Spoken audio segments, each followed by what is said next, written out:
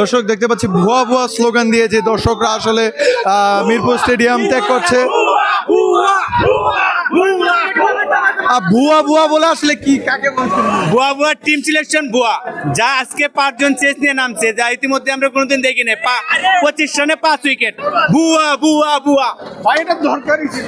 আসলে বুয়া বুয়া বুয়া অনেক স্বপ্ন নিয়ে আসছিলাম ভাই। ভাই আমরা আসছি টাঙ্গাইল থেকে, ঠিক আছে, অনেক শখ করে আসলাম খেলা দেওয়ার জন্য, কিন্তু এরকম খেলা আমরা কখনো আশাই করি নাই। মনে করেন পরিপূর্ণভাবে ভুয়া ভুয়া ভুয়া। চাইছিলাম পাকিস্তানকে হোয়াইট ওয়াশ করে প্রতিশোধ নেওয়ার জন্য, কিন্তু আমরা পারি নাই।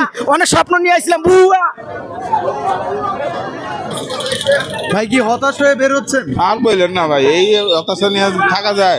আসছি কত কষ্ট করে খেলাটা দেখার জন্য, এইরকম পারফরমেন্স একটা ওপেনারের জন্য পুরো খেলাটার মোমেন্টাম নষ্ট করে দিল। দেখছিলেন দর্শকরা কিন্তু বের হচ্ছে, অনেকে ভুয়া ভুয়া ধ্বনি দিচ্ছে, আপনি কি বলবেন? আমিও ওই একই কাতারে এক নাইমের শেখের জন্য কারো কোনো দায়িত্ব নাই, কেউ দায়িত্বশীল নিয়ে ব্যাটিং করতেছে না। পুরো 5টা চেঞ্জের পরে পুরো টিমের মোমেন্টামই চেঞ্জ হয়ে গেল।